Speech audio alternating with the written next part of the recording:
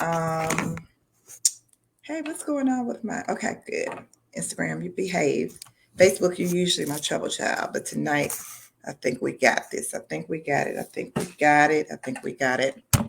How y'all doing tonight? How y'all doing tonight? It's Dr. Jada. Hey. We got people jumping in. We ready tonight. We ready tonight. Go getters. Go getters. It's good to see y'all tonight. We are going to jump in tonight. Hey. We're jumping in tonight. Yes. Look at this. Look at my IG folks. It's good to see y'all. We're ready tonight, y'all. We are ready tonight. We are talking about why diets don't work.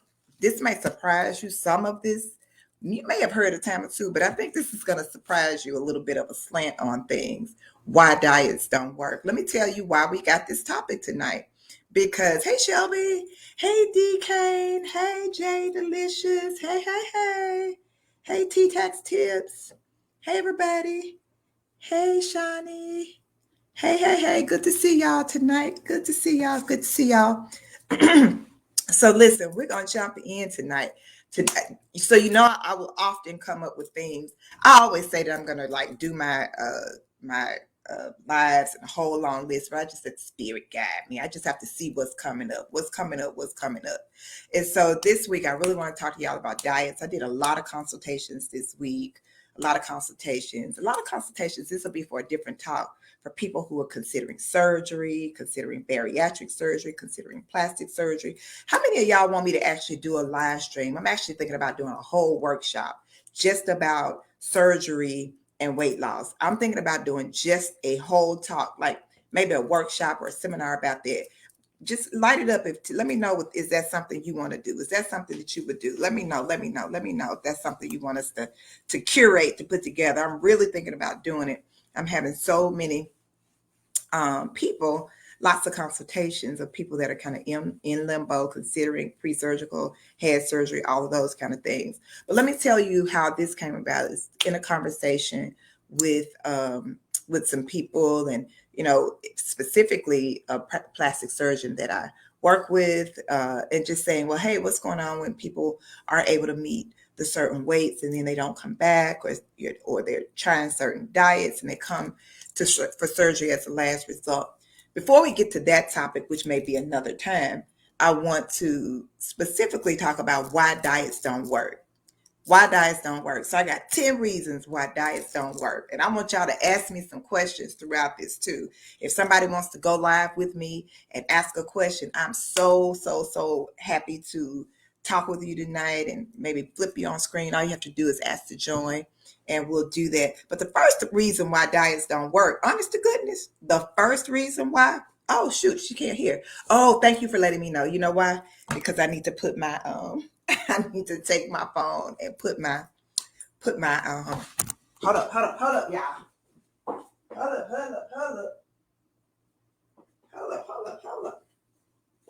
How crazy is that? Let me make sure my screen comes up. Yeah, iPhone. It should be. Let me know if y'all can hear me now on Instagram. Let me know. Can you hear me now? You just lost audio? Okay, tell you what I'm gonna do. I'm gonna do it like this. How about that? Can y'all hear me now? Can y'all hear me now? Can y'all hear me now? Can y'all hear me now? Look at that. Come on. Oh, okay, I'm back. Okay, good. I just went ahead and put them on. Hey, thanks for joining. So the first reason is that people just don't follow them. Quite frankly, that's the biggest thing, is people just don't follow diets. People just don't follow them.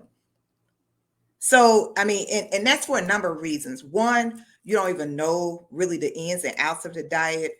Somebody that you work with is doing it, so you jump on the bandwagon. Somebody that did this, and so you look it up on Google, you looking up on Instagram, and just kind of jumping in and don't really even know what you're following. And this is going for all of them. It doesn't even really matter. People just don't follow them. Just don't follow it. Don't follow it to the detail. Don't follow it. You make substitutions right off the bat. Don't follow them and stick through it. And the second thing is, sometimes it may even be the right diet, so to speak, but it's the wrong body. It's not even one that's really designed for you, or it may not actually speak to your body's specific issues, specific needs. Because what you have to understand is, the first thing is, why is your body holding on to this weight anyway? What I usually describe is, why is your body in a dysfunctional state of storage? Why is it storing fat instead of using it? Why is it storing fat instead of using the fat? Fat has three main purposes. Three main purposes. One is cushion. The one main reason for fat is cushion. It's going to cushion your body if you fall, get in an accident, bump or break. So it's there for cushion. You don't need a whole lot of it, but you need some, especially around your body parts. You need some fat. The other part is that fat is there to rescue you in times of starvation. So in times of need, in times that fat is supposed to come out of storage to be used for fuel, right? And that's the third thing, is fat is supposed to be used for fuel. And then one other component is that fat is really important for the absorption of certain nutrients and vitamins and things like that. So it actually belongs there. But everybody's fat is dysfunctional. They're holding on to it for different reasons. So you might be on the right thing, the right diet per se, or it might be not a bad diet, but it's for the wrong body. It's for the wrong body. So that's one other thing. That's another reason. So the other thing is that diets are temporary for most people. And that's a mindset. We live in a day and age now where we want everything quick. We want results fast. We're comparing ourselves to the other person that did it. So if they got results quickly, you think you should get results quickly. And that whole thing is that it just becomes temporary. I'm gonna do it for 30 days. I'm gonna do the 10-day challenge. I'm gonna do the 30-day Daniel fast. I'm gonna do whole 30. And then on day 31, what are you gonna do? On day 34, what are you going to do? On day 66, what are you going to do? You're going to do what you were doing before day one. Diets are temporary. That's a mindset. The other thing is not being ready, not even ready to take on a diet, not even ready to make dietary changes, even if diets were a real thing. Of course, you could tell I'm not necessarily a diet fan. I don't believe diets work anyway, for the reasons that we just described. But not being ready, not being prepared. If you were going to get some results and you just decide all of a sudden, I'm just going to do this plan. Yesterday was yesterday, and today I'm doing this whole big different thing. I'm not eating this, I'm not doing that. And so you're not prepared. Not really prepared. There's a process of preparation. There's a process of mindset. There's a process of really understanding, being well guided, and just not being ready. So those abrupt changes on, as fast as you turn the switch on, you turn the switch off. Now, the other thing is that human behavior does not just change overnight. So this is point number 5. Human behavior does not just change overnight unless there is an associated pain point. Now, if there's extreme pain or discomfort, you learn really, really quickly. So let's say, for example, you were eating, here's a good one. My son does not eat tacos to this day. Does not eat tacos to this day. He's 22 years old, does not eat tacos. Why does he not eat tacos? Because once upon a time in his life, he had some tacos and he threw them up. He threw up the tacos. I mean, he may have been, 7, 8 years old. He threw up tacos. And from that point forward, he has never wanted tacos again. He just don't eat tacos. He won't eat them. So that's an abrupt change, but it was associated with something that did not feel good. So extreme pain or discomfort, yes, you can make those changes. You put your hand on something and it was hot. You put your hand in something and it burns you, or something like that. Yeah, human behavior can change pretty quickly. And even sometimes when there's associated behaviors that have felt so good in the past, you may even override that 1 or 2 pain points because it felt so good in the past. So if there are things that you're binging on, right? If there are things that you're eating and you got sick one time and you just ate too many cookies, guess what? You remember the other 37 times over the last 2 months that you ate them and it was all good. And so that one time it pales in comparison to all of those good times. You know why? Because there's memory in the brain about all those good times, those good endorphins, those good hormones, that dopamine. It's like, oh, girl, we'll be fine. Just that one time, that all you did was got sick. You had, oh, girl, but remember those times, all those other times we enjoyed it. So that may happen. So abrupt changes are not likely going to be lasting changes, and you will revert back. And guess what? Diet didn't work. Diet didn't work. Those 3-4 pounds back again.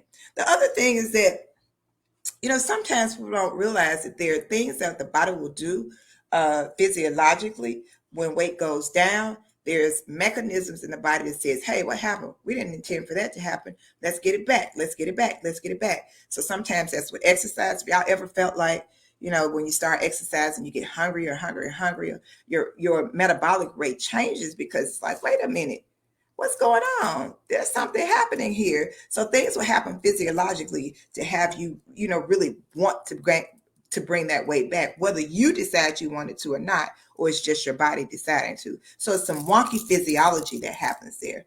What's another thing? Underlying medical conditions. So often there are underlying medical conditions that even if you are eating healthy, eating right, maybe you followed this certain course for a period of time, and you're just like, well, what the heck? I'm doing everything right. I'm following things by the book. What's going on? There may be underlying conditions that you just haven't tapped into, nobody's looked for, and don't know to look for. So you really need to explore it. If you are doing your best in whatever form or fashion that is, you're doing your best and it's still not working out, you probably need another assessment. You need to get professional help. The other thing is, a lot of times there is undiagnosed eating disorders. Undiagnosed eating disorders. Somebody put one of those in there already. Binge eating disorders, for example, night eating syndrome, for example. There's so many different eating disorders. When we were in school, we only used to, like health class or whatever. You see those little movies or those little videos about girls with anorexia or bulimia, which are still real things. Believe it or not, those are still real things. However, what hasn't been really brought to the forefront, that we don't see a lot about and are poorly educated about, is underlying eating disorders that result in not under eating or not eating and then purging, or not starvation, but it's the actual opposite, which is overeating. And there are a number of eating disorders declared bona fide in the DSM. What version are we on now?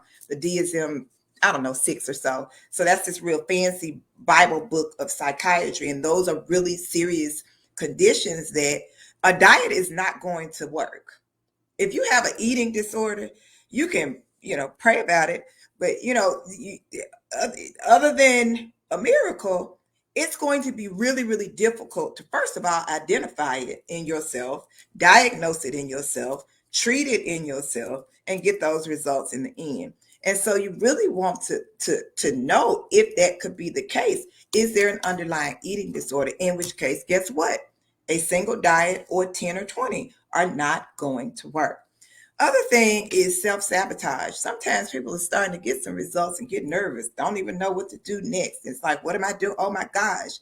And then start thinking of things, emotional things start to come up. I see this a lot of times with people who have had past traumas, childhood obesity, childhood traumas, that self-sabotage starts to kick in. So guess what?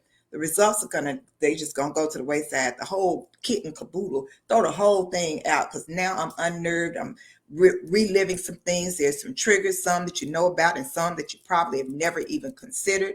I usually find those things as we're doing coaching and starting to discover that there's some underlying things that will cause that diet to not work because of underlying conditions, psychological, emotional, social, all of those things that will end up causing self-sabotage. Next thing is wrong expectations. Wrong expectations of the plan and of yourself. So the question that I ask or I pose is, do the diets fail or do they fail? Wrong expectations. Sometimes you're setting up for this certain outcome, and when this doesn't happen, then this must not work. So the question is the diet not working, or is the people not working, or a combination of the both? And y'all know this is kind of like, oh my goodness, she's just so in your face tonight. And I kind of am, but y'all know I'm usually pretty like gentle and ginger with my words. But I just wanted to put it out there because I feel like you need to hear it this way. Sometimes you just got to hear stuff a certain way to really have it to click. So I felt like tonight was one of those nights we got to hear this, because what is happening is people are cycling through diets. Diet. Well, I tried this. So I'm gonna try this on my own. I'm gonna try and you still end up with no results or no lasting results. Like this is something that is ongoing and has to have a solution, because what's at stake is that one, you end up in a resolve that this is it. This is all that I can do. This is as good as it gets. This is it. And you set yourself up, or we're setting ourselves up for health conditions that's just not going to work. They're going to add to the problem and certainly not help. And then these problems get worse, and then you push to the table, and then the next thing you know, you are looking for your ace in the hole. Ace in the hole. Ace in the hole. What's the ace in the hole? What's the ace in the hole is, oh, I'll just go get surgery. For that intensive purpose, you can consider surgery a diet. Because if you're not really positioned, you're not prepared, you're not knowledgeable, you're not aware, what makes you think that that's going to be a, like a final solution? Like, this is it, I got it. And I will tell you that that's not the case, because so many people I see who have been that route are having to circle back, and they're still having challenges. So I'm not saying that surgery is a bad thing. I'm not saying that at all. All my surgical friends, I see people all the time that are doing it. That's a fit for some people, but you got to have more than just a plan for diets after that surgery happens. So I got a request, and I don't know if y'all gonna be able to hear it on Facebook or not. And I hope this request is still here. Those are just 10 that it was actually 11 that I just threw out there right quick. If given enough time, I could give you probably another 10 more, but I don't want to I don't want to over stimulate you tonight. I just want you to ponder on those few, and I want to take a few questions before I jump out. Majestic was supposed to jump in. Did I wait too long? Did you jump out? Anybody else want to jump in? Let's ask me a question. I love questions. Y'all want to see me come to life? Ask me a question. And do not ask me what happened to my forehead. Don't ask me that. What happened to my forehead? I was trying to curl my hair, and I ain't used curlers in forever. And before I got the curlers to my hair, it went to my skin. So guess what? I'm done with curlers again. I've been used to flat irons. But anyway, don't ask me that question. Ask me another question. Anybody else got a question? Come on, y'all. It's 17 after 15 minutes in. No questions. Oh, Majestically Blessed was unable to join. Oh, no, she wasn't able to join. Let me see if that helps. Let me see if I was able to do and accept. So what y'all think about this? Did you hear anything that you think you want to challenge? You want to ask a question about it? Anybody? Donette said guilty about something. Donette, what you was guilty about? What you guilty of? Nobody's got questions. All right, well, I'm going to review it one more time, and then I'll let y'all go. Y'all were a very quiet audience tonight. That's okay. If you have any questions, or any questions you want me to answer, you're kind of shy, you don't want to jump on the screen with me, that's cool. Just hit me up at DRJADAMD. You can hit me up on IG. You can private message me. You can private message me on Facebook. And just hit me up. Do it that way. So top 11 reasons. I added one in there while I was talking, so I'm gonna see if I remember it. One is diets don't work because people don't follow them. You don't even know what you're following. You don't know why you're following. So it might be the wrong diet for the right body, wrong diet. Could be a combinations of wrongs. So just not really being clear on what your body needs, because every body is metabolically different. So I know there's a lot going on, with diets that are coming out of the wazoo, lots of books out there. And there's not to say that those don't have some value. I'm saying why people are generally not successful alone with that. Diets are temporary. That's a mindset. People, we're often wanting things quickly. We want to get our bag quickly. We want to lose weight quickly. We want to, buy a house quickly. We want to get married quick. I mean, all kinds of stuff. We just want stuff quickly. I know we in the technology age, we're used to things that are quick, quick, quick. And so it's always almost like you're going into it with a temporary thought pattern. I'm going to do this for 30 days. And then day 31, 37, whatever, no game plan. So guess what? You're not prepared. You're not even ready. You're not even prepared to be on a diet. Not even prepared because you don't even understand what it is you're supposed to be doing and what the outcome is supposed to be. Right? Right. So you're not even really prepared. And guess what? Those abrupt changes, it's already kind of a recipe unless you're in an environment where you are, it's structured so that you're guided along the path. Guided along the path. I remember the other one now. The other thing is that human behavior doesn't change like that. Human behavior does not change like that. Anything that you're trying to do, anything that you are learning, there's a process to that. There's a process to that, even for fast learners, even for quick learners. But when you are in the midst of habits, and that's what a lot of people have when it comes to eating, it's a lot of things around habits, and habits don't change like that unless, maybe some overnight changes when there's extreme pain or discomfort, or there's some association, some negative reinforcement that can happen. Y'all know that, sometimes in animal studies and things like that, when there's when the rat trap gets your hand, you learn not to put your hand out there. And even in humans, that can be the case, but it may not always be the case right away, because guess what? Some people have such good memories of that same behavior that they're willing to sacrifice a time or two again if it wasn't as bad as those good times. So I gave y'all some examples of that.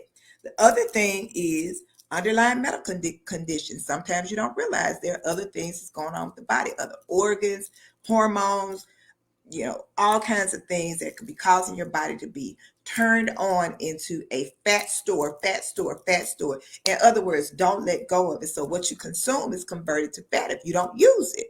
That's what happens. What you consume is converted to fat if you don't use it. The other thing is underlying undiagnosed eating disorders. Absolutely true. Absolutely true. Somebody said, I didn't know that there were so many underlying eating disorders. Absolutely. And I just named a handful. And even, there are different breakdowns for not only I mentioned BED or NES, those types of disorders, which are on the overeating side. There's stress eating disorder, emotion. Like there's so many different types, and there are categories of them, and they are not the ones that we're used to knowing about, anorexia and bulimia, although bulimia can be associated with the overeating type as well. So definitely a few of those: self-sabotage, emotional trauma baggage, emotional triggers, those kind of things can be there. And then just wrong expectations. And the other thing is that your physiology may be shifted in a way that when you begin to lose weight, there are things in the body that will make that appetite increase. I've talked about this before.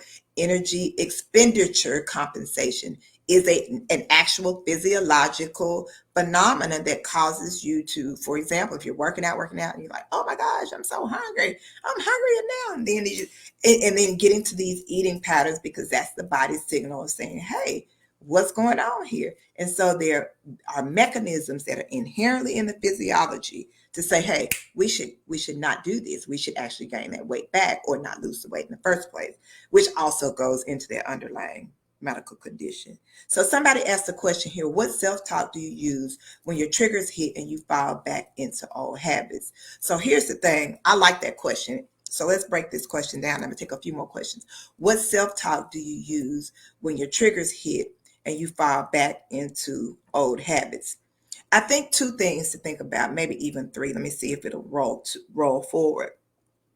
Is when your triggers hit, what self-talk do you use first of all, when your triggers hit?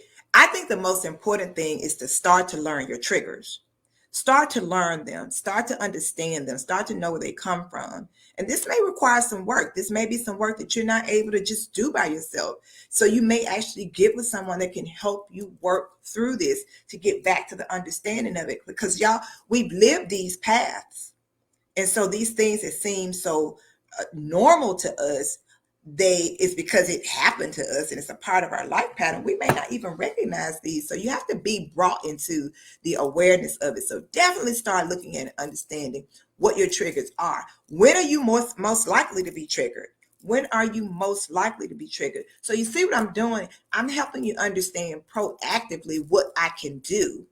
What can I do to get ahead of this? Again, being prepared. So when am I most likely to experience my triggers? Is it related to communication? Is it when I feel rejection? Is it when I feel unsupported? Is it when I feel lonely? Is it when I feel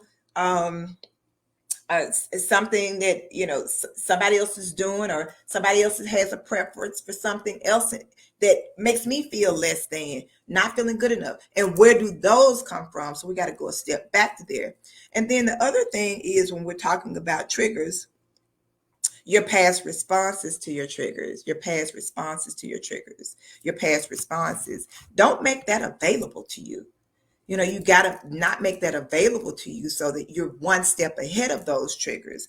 What self-talk do you do? I definitely say every day, start your day with an affirmation. An affirmation. I was just listening to one of my coaches who, I can share this, Allison Bird, I can share this. I'm giving you the credit, but affirming, that's the intention that you're setting for something. So you want to affirm that. Start your day with them. Have one in your back pocket. Already have something ready to go about the self-talk that is positive. You cannot come in with uh here you go again. If you do this, you're gonna end up upset, or you're gonna end up crying, or you're gonna end up in a corner. Like, you can't predict what's going to happen in the negative. You have to be able to affirm yourself in advance. The other things are to ask yourself questions. Ask yourself questions, y'all. Sometimes asking yourself a really good question, like, where is this coming from? Where is this coming from? Sit and be with it for a moment.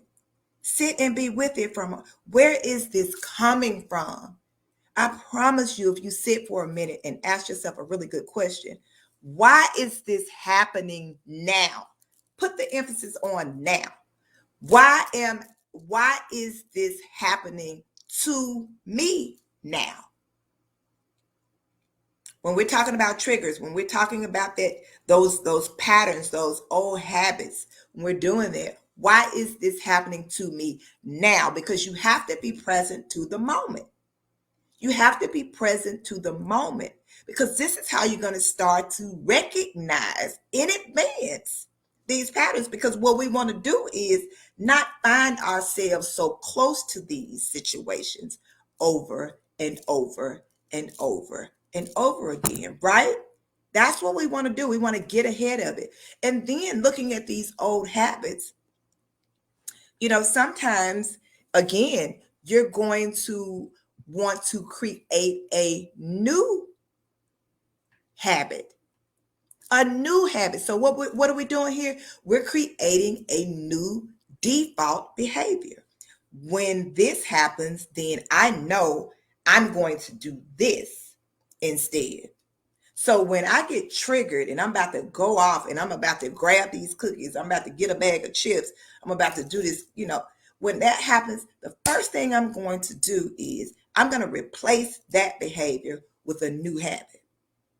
I may get my mandala. Y'all know, I posted me drawing in my mandala. I may take a walk. I may make a phone call. I may, do something else that brings you delight. Okay. So use a few of those tips, see what you think. Hit me up, send me a message, PM me. Look, come back to Girl Talk Live next time. Let me know. Those are just a few of the things that you can do when that happens. Somebody mentioned another question is because they stop smoking.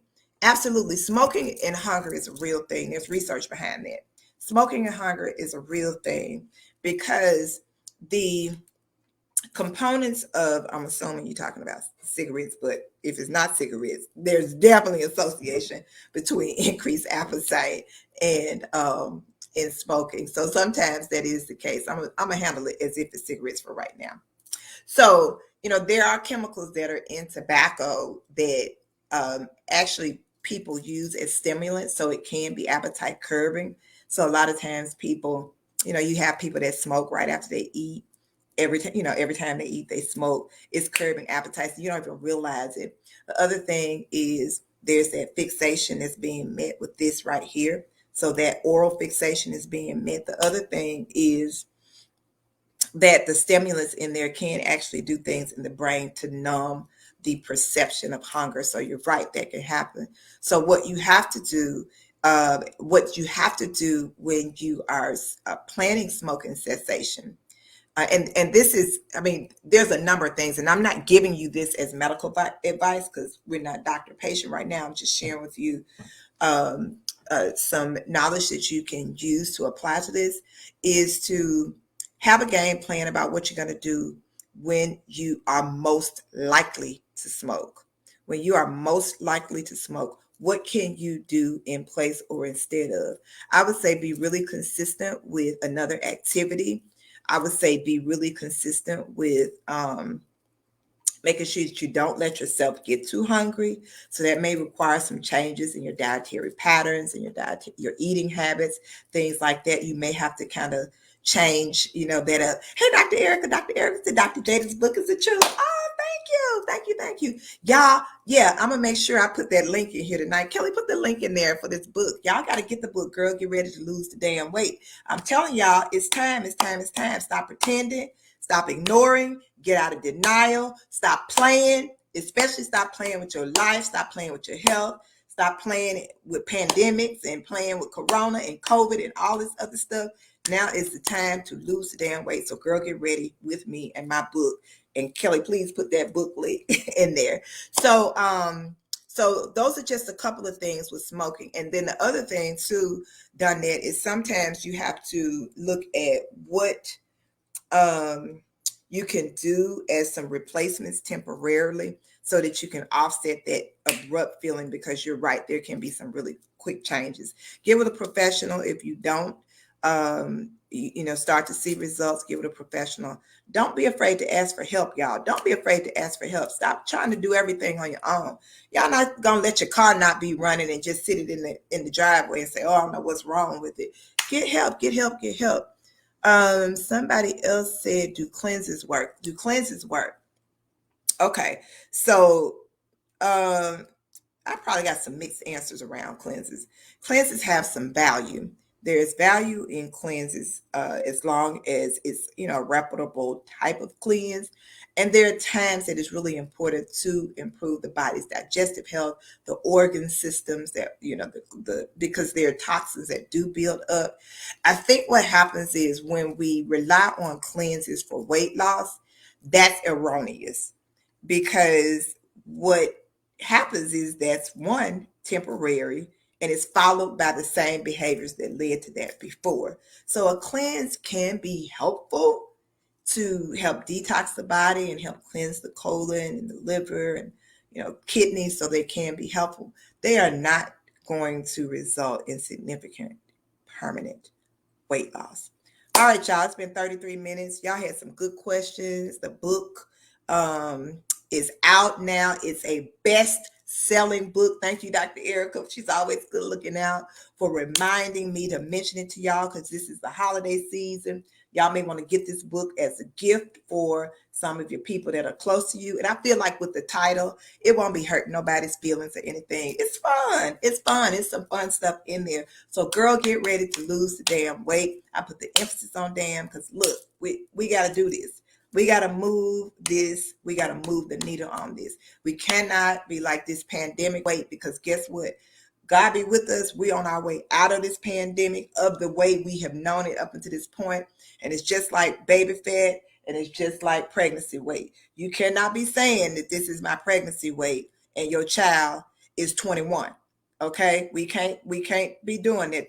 That's not pregnancy weight. You cannot be saying this is baby fat and you 37, because you was a baby 37 years ago. Okay?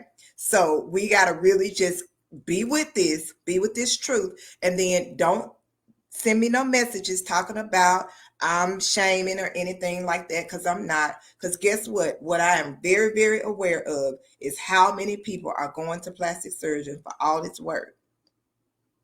If you wanted it there, you would not be going to the plastic surgeon's offices. So I know that, this is some, kind of real talk. Y'all ain't used to me saying, but I'm saying it tonight, and I'm just keeping it real. And I'm ready to talk through. Anybody that wants to jump on, let me know. Now that said, congratulations on the book. Thank you, thank you, thank you. That's it for tonight, y'all. It's 7:36.